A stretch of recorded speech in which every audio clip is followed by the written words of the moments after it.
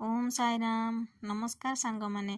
आज मु बनाऊँगी काश्मीर दम आलू से दरकार छोट आलू प्रथमे छोट आलू को धोई लुण दे प्रेसर कुकर रे गोटे सीटी लगाईदेली तामाने हाल्का बॉयल करिनेली से आलू को छड़े ठंडा हो गला परे छड़े नेली कंटा चामच माध्यम रे दाग देदेली ता भीतर को टिके लुण जीवा पाई तापरे कढ़ई रे तेल गरम करी आलू को देली अल्प लुण हलदी देई फ्राए करिनेली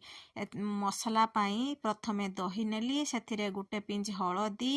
अधिका परिमाण रे काश्मीरी चिली पाउडर धनिया पाउडर आउ पानमहुरी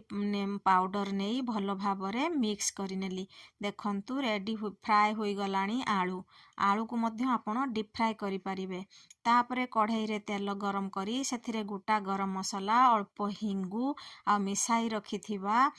मसाला को देई भल भावरे मिक्स करिनेली मसाला मिक्स होई जिबा परे सेथिरे अल्प लुण